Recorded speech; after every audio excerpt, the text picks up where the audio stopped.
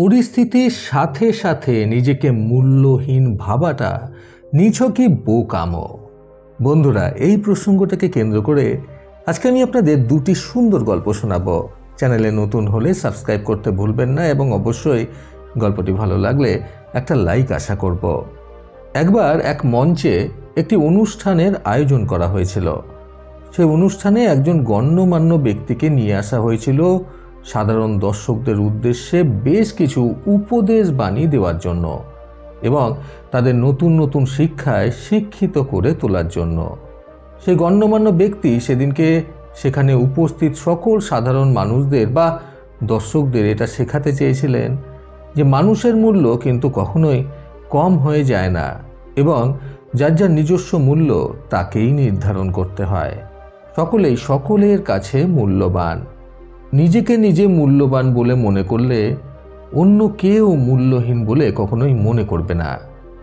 এই প্রসঙ্গে শিক্ষা দেওয়ার উদ্দেশ্যে মঞ্চে দাঁড়িয়ে উপদেশ দিতে থাকা সেই ব্যক্তি নিজের মানি ব্যাগ থেকে একটি 500 টাকার চকচকে নোট বার করলেন। তারপর সেই নোটটিকে নিজের হাতের মধ্যে এইরকমভাবে দুমড়ে মুচড়ে দিলেন যে নোটটি পুরোপুরি খুব বাজেভাবে ভাঁজ হয়ে গেল। তারপর সেই উপদেশ প্রদানকারী ব্যক্তি সেখানে উপস্থিত সকল দর্শকদের উদ্দেশ্য করে বললেন, এবারে কারা কারা এই দুমড়ানো মোচড়ানো নোটটাকে নিতে ইচ্ছুক তারা হাত তোলো। সেখানে উপস্থিত সকলেই যার যার হাত তুলল সেই নোটটিকে নেওয়ার জন্য। এরপর সেই ব্যক্তি 500 টাকার নোটটিকে মাটিতে ফেলে নিজের পা দিয়ে চাপা দিয়ে মুড়িয়ে দিলেন। তারপর আবারও নোটটাকে তুলে হাতে নিয়ে নিজের মুঠোতে বন্ধ করে আবার সকল দর্শকদের উদ্দেশ্য করে বললেন, এবারে কে কে এই নোটটা নিতে চাও হাত তোলো। তখন যথারীতি আবার সেখানে উপস্থিত সকল দর্শক নোটটা নেওয়ার জন্য হাত তুলল সামনের দিক থেকে। সবশেষে সেই ব্যক্তি নোটটির মধ্যে নিজের থুতু ফেললেন এবং আবারও সেই নোটটাকে হাতে করে নিয়ে সামনে বসে থাকা সকল দর্শকদের উদ্দেশ্য করে বললেন, এবারে কে কে এই 500 টাকার নোটটা নিতে ইচ্ছুক হাত তোলো। যথারীতি আবারও সামনে বসে থাকা সকল দর্শকরাই হাত তুলে জানালো যে তারা এই নোটটা এখনো পর্যন্ত নিতে ইচ্ছুক।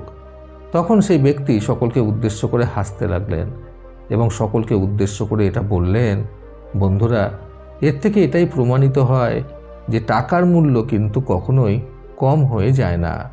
সেটাকে পায়ের তলায় পিষে ফেলা হোক বা হাতের মধ্যে দুমড়ে মুচড়ে দেওয়া হোক, যাই করা হোক না কেন, টাকা কিন্তু টাকাই হয়। টাকার মূল্য সব সময় মূল্যবান। ঠিক তেমনই আমাদের জীবনটাকেও কখনোই মূল্যহীন বলে মনে করা উচিত নয়। জীবনে আমরা অনেক ক্ষেত্রে অনেকবার ব্যর্থ হয়ে যাই এবং আমরা আমাদের নিজেদেরকেই তখন মূল্যহীন বলে মনে করতে থাকি। আমাদের চারপাশের অনেক মানুষরাই আমাদের নিচে নামানোর চেষ্টা করে, আমাদের চরিত্রকে সবসময় নোংরা বানানোর চেষ্টা করে। কিন্তু এই সব কিছুর পরেও নিজেকে কখনো মূল্যহীন ভাবা উচিত নয়। আমাদের নিজেদের মূল্য সবসময় সেটাই থাকবে, ঠিক যেমনটা আমরা বানাতে চাই। আপনি যদি আপনার নিজের মূল্য সম্পর্কে সচেতন হন, তাহলে কিন্তু এই দুনিয়াও আপনাকে মূল্য দিতে বাধ্য। বন্ধুরা, অসাধারণ এই গল্পটা থেকে শিক্ষণীয় 3টি কথা কখনো ভুলবেন না। প্রথমত, দুনিয়ার কাছে মূল্য পেতে হলে নিজেকে নিজে আগে মূল্য দিতে শিখুন। দ্বিতীয়ত, নিজেকে নিজে মূল্যহীন ভাবলে এই দুনিয়াও আপনাকে মূল্যহীন ভাবতে শুরু করবে। তৃতীয়ত, তুমি তোমার নিজের মূল্য বাড়িয়ে দিলে কেউ কখনো তোমাকে নিচে নামানোর সাহস পাবে না। বন্ধুরা, আমার আজকে বলার দ্বিতীয় গল্পটি একটি সাধু বাবাকে কেন্দ্র করে। একবার এক সাধু বাবা একটি গ্রামে গেলেন সেখানের সকল মানুষকে কিছু উপদেশ বাণী দেওয়ার জন্য। ওনার কাজ ছিল প্রত্যেক গ্রামে ঘুরে ঘুরে বেশ কিছুদিন যাবৎ প্রত্যেক গ্রামে থেকে থেকে সেখানকার মানুষদের বিভিন্ন প্রকারের জ্ঞান দান করা এবং তাদের সব সমস্যার সমাধান করা। যথারীতি একদিন তিনি একটি নতুন গ্রামের উদ্দেশ্যে যখন গেলেন এবং সেখানে গিয়ে একটি কুটির বানিয়ে বেশ কিছুদিনের জন্য থাকা শুরু করলেন, তখন সেই গ্রামে বসবাসকারী সকল মানুষজন ধীরে ধীরে ওনার কাছে আসতে শুরু করলো এবং সকলের উদ্দেশ্যে যথারীতি তিনি নিজের নীতি অনুযায়ী কিছু কিছু জ্ঞান প্রদর্শন করতে শুরু করলেন। কিন্তু তিনি ওই গ্রামের একটি বিষয় লক্ষ্য করলেন যে সেই গ্রামে আগত সকল মানুষরাই প্রায় একই রকম সমস্যার কথা সেই সাধু বাবাকে বলে থাকে এবং সেই সমস্যার থেকে মুক্তি পাওয়ার কথা বলে থাকে। বেশ কিছুদিন যাবৎ এইভাবে চলার পর সাধু বাবা স্থির করলেন যে করেই হোক এই গ্রামের মানুষদের এটা বোঝাতে হবে যে জীবনে সমস্যা আসবেই, সেই সমস্যা নিয়ে শুধুমাত্র কাঁদতে থাকলে বা চিন্তা করলে চলবে না, সেই সমস্যা থেকে বেরিয়ে আসার পথ খুঁজে বার করতে হবে। কারণ তিনি প্রায় দেখতেন যে সেখানকার মানুষেরা কোনো সমস্যা নিয়ে এতটা পরিমাণে চিন্তিত হয়ে যেত যে সেই সমস্যা থেকে বেরিয়ে আসার জন্য পথ খুঁজে পেত না এবং নিজেদের ভারসাম্য হারিয়ে ফেলত পথ খুঁজে বেরিয়ে আসার। ফলে একদিন সাধু বাবা সেই গ্রামে সকলকে নিজের কুটিরের সামনে ডাকলেন এবং একটি হাসির গল্প বললেন। সাধু বাবা সকলকে উদ্দেশ্য করে বললেন, তোমরা তো প্রতিদিন অনেক সমস্যায় জর্জরিত থাকো, আজকে আমার কাছ থেকে একটি হাসির গল্প শোনো, আশা করি তোমাদের মন ভালো হয়ে যাবে।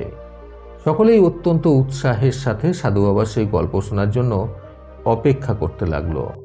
সাধু বাবা সেই হাসির গল্প বলার পর সকলেই প্রচণ্ড পরিমাণে অট্টহাসি হাসতে লাগলো।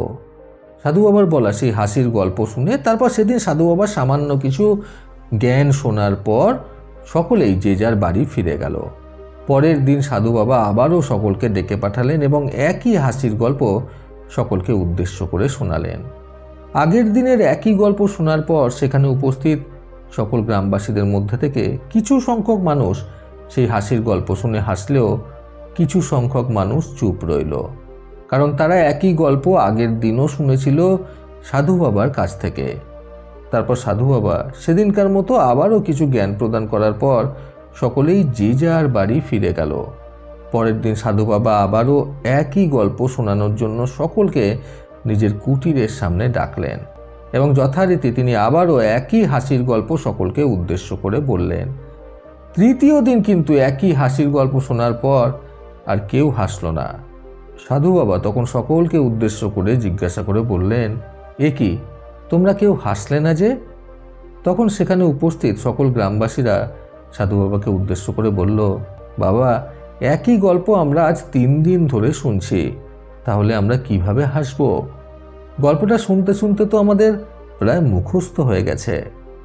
এবার সাধু বাবা হাসতে লাগলেন এবং হাসতে হাসতে তিনি বললেন, একই হাসির গল্প শুনে যদি তোমরা হাসতে না পারো তাহলে এক সমস্যায় পড়ে বা একই দুঃখে তোমরা সবসময় কাঁদো কেন?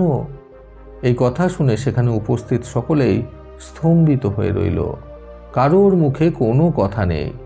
তখন সাধু বাবা সকলকে উদ্দেশ্য করে বললেন, জীবনে সমস্যা আসবেই, এটা স্বাভাবিক নিয়ম, কিন্তু সেই সমস্যার জন্য ভেঙে না পড়ে বরং সেই সমস্যাকে ভেঙে গুড়িয়ে বেরিয়ে আসার পথ খুঁজে বার করতে হবে।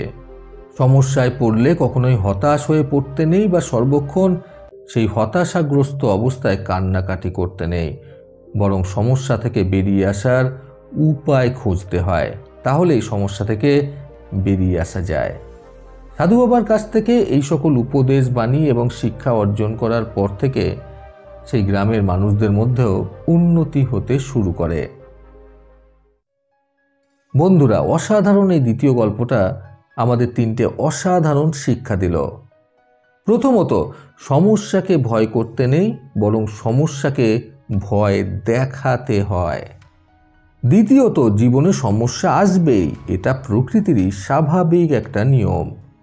তৃতীয়ত, সমস্যা আসার আগে সমস্যা থেকে বেরিয়ে আসার জন্য নিজেকে সবসময় তৈরি রাখতে হবে। প্রতিবারের মতো আবারও বলবো, এই পৃথিবী তাদেরকেই সম্মান দেয় যারা ইউনিক কিছু করার ক্ষমতা রাখে। সকলে সুস্থ এবং সুন্দর জীবন কামনায় প্রকৃত জীবন থেকে আমি সন্তু চক্রবর্তী আবার আসবো আগামীকাল নতুন সুন্দর শিক্ষণীয় একটি ছোট গল্পের সাথে। ভালো শুনুন, ভালো থাকুন, ধন্যবাদ।